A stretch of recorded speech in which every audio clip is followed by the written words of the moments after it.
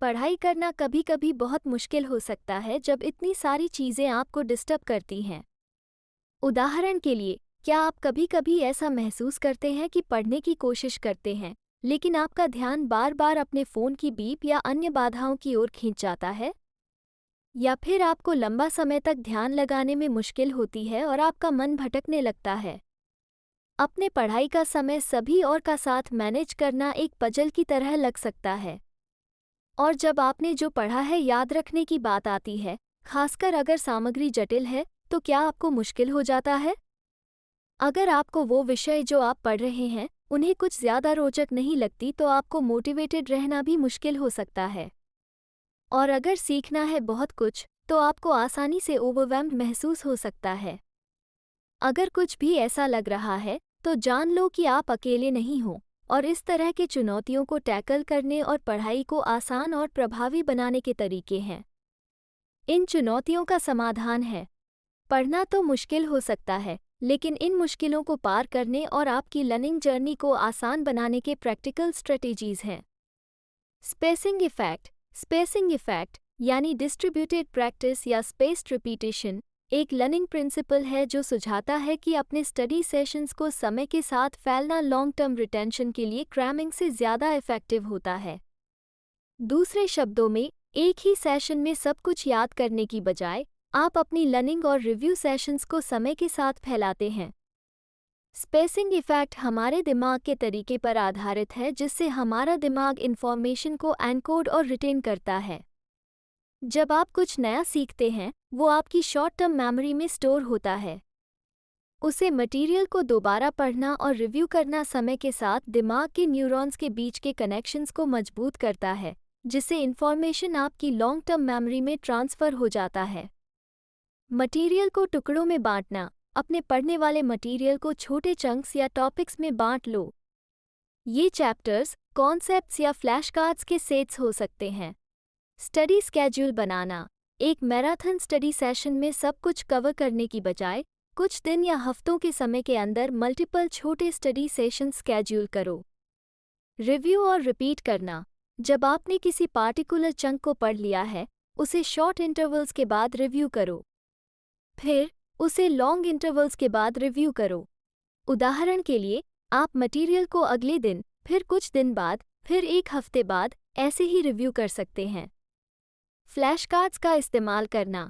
अगर आप flash cards का इस्तेमाल कर रहे हैं, तो उन्हें नियमित बेसिस पर जांच करने में समय बिताओ, खासकर उन पर ध्यान दो जो आपको चैलेंजिंग लगते हैं। जब आप किसी फ्लैश कार्ड के साथ कंफर्टेबल हो जाते हैं, तो रिव्यू के इंटरवल्स को बढ़ा दो। सब्जेक्ट्स को मिक्स करना। अपने स्टडी सेशन में अलग अलग सब्जेक्ट्स या टॉपिक्स को इंटरलीव करो।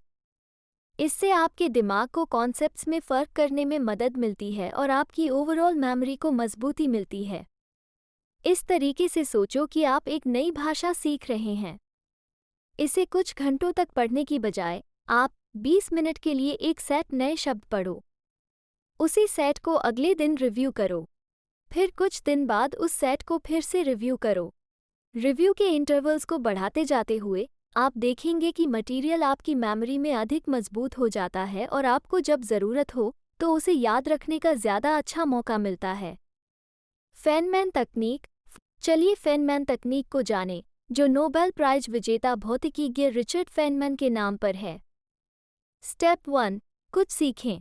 शुरुआत करो एक ऐसी चीज़ को चुनकर जो आप बेहतर से समझना चाहते हैं। ये कुछ भी हो सकता है जिसमें आपकी जिज्ञासा है, जैसे एक अंतरिक्ष तथ्य, एक ऐतिहासिक घटना या एक कठिन गणित नियम। स्टेप 2, इसके बारे में सीखो। अब अपने चुने गए टॉपिक के बारे में कुछ किताबें, वेबसाइट्स या वीडियोस ढूंढो। उन्हें पढ़ने या देखने के लिए अपना समय दो। ये देखो कि आप समझ रहे हैं या नहीं।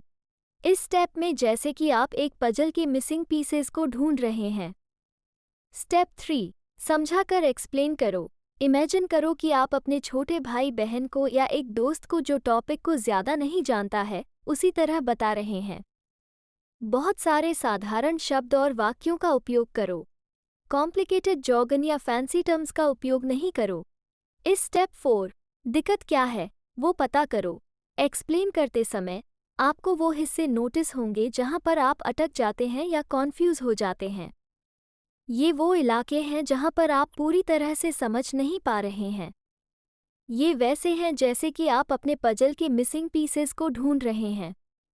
स्टेप 5 और कुछ सीखो। अब उन कठिन हिस्सों पर ध्यान केंद्रित करो। अपने लर्निंग मटेरियल्स पर फिर से जाओ और उन हिस्सों को समझने की कोशिश करो। अगर आप किसी जानकार के साथ हो तो उससे सवाल पूछो। इस स्टेप में आप पजल के आखिरी कुछ टुकड़ों को जमा कर रहे हैं। स्टेप 6 फिर से सरलता में समझाओ। अब फिर से वो सब कुछ अपने दोस्त या छोटे भाई बहन को बताओ, लेकिन इस बार अधिक सरलता और सुंदरता के साथ। इसका वैसा है जैसे कि आप अपने पजल के टुकड़ों को आकर्षित और सही स्थान पर फिट करा रहे हो। स्टेप 7 यदि आवश्यक हो फिर से समझाओ। यदि आपकी समझ में किसी चीज़ की बजाय कुछ अटक जाए तो वो चीज़ और एक बार देखो और समझने की कोशिश करो। इसके बाद वो समझाने का प्रयास करो। यह वैसा है जैसे कि आप पजल के बचे हुए कुछ टुकड़ों को फिर से डाल रहे हो। लाइटनर सिस्टम एक वाइडली यूज तकनीक है जिसे जानकारी को एफिशिएंटली लर्न और रिटेन करने के लिए, खासकर फ्लैश कार्ड्स या और स्टडी मटेरियल्स के लिए। इसे जर्मन साइकोलॉजिस्ट सेबास्टियन लाइटनर ने 1970 में डेवलप किया था। बॉक्स स्तर और स्थान। इमेजिन करो कि आपके पास एक फॉरेन लैंग्वेज में सीखने के लिए न्यू वर्ड्स वाले फ्लैश कार्ड्स हैं। आप शुरुआत में इन कार्ड्स को अलग अलग बॉक्स में ऑर्गेनाइज करते हैं जो डिफरेंट लेवल्स ऑफ डिफ़िकल्टी या फेमिलियरिटी को रिप्रेजेंट करते हैं। टिपिकली ये बॉक्सेस बॉक्स 1, बॉक्स 2, बॉक्स 3 ऐसे ही लेबल होते हैं। शुरुआत में सारे कार्ड्स बॉक्स 1 में होते हैं, जो ये इंडिकेट करता है कि आपको इन वर्ड्स के साथ अभी ज़्यादा नॉलेज नहीं है। Review process. जब आप अपने स्टडी सेशन को शुरू करते हैं, आप बॉक्स 1 से कार्ड्स पिक करते हैं।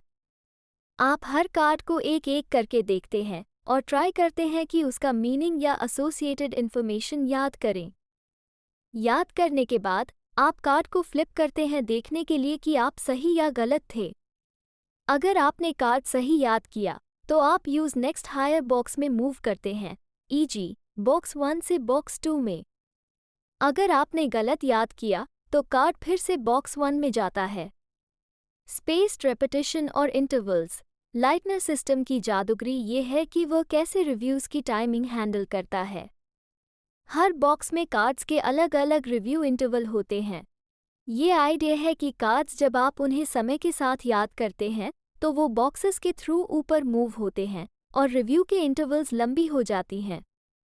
ये साइकोलॉजिकल प्रिंसिपल पर आधारित है कि स्पेस्ड रेपिटेशन आपको चीज़ें बेहतर याद रखने में मदद करता है। फॉर एग्जाम्पल, मान लो आप बॉक्स 2 के कार्ड्स को हर दिन रिव्यू कर रहे हैं। कुछ दिन बाद एक कार्ड जो कंसिस्टेंटली आप सही याद कर रहे हैं वो बॉक्स 2 से बॉक्स 3 में मूव हो सकता है, जहां पर आप यूज़ हर 2 दिन में रिव्यू करते हैं। अगर आप यूज़ वो 2 दिन के बाद भी याद कर रहे हैं तो वो बॉक्स 4 में मूव हो सकता है, जहां पर एक हफ्ते की रिव्यू इंटरवल के साथ यूज़ देखते हैं। ऐसे ही चलता रहेगा।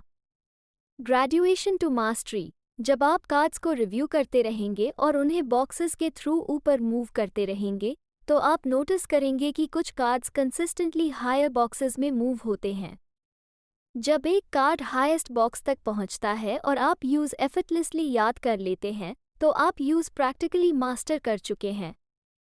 आप चूज़ कर सकते हैं कि इन मास्टर्ड कार्ड्स को आप कम फ्रीक्वेंसी पर रिव्यू करते हैं क्योंकि अब वो आपकी मेमोरी में मजबूती से बस गए हैं। लाइटनर सिस्टम का मैनुअल इम्प्लीमेंटेशन फिजिकल बॉक्सेस और कार्ड्स का इस्तेमाल करता है, लेकिन मॉडर्न लर्निंग सिनेरियोज में अप्लाई करने के लिए डिजिटल टूल्स और ऐप्स भी हैं जो इस प्रोसेस को ऑटोमेट करते हैं, जिससे यह मॉडर्न लर्निंग सिचुएशंस में अप्लाई करने में ज़्यादा कन्वीनियंट हो जाता है।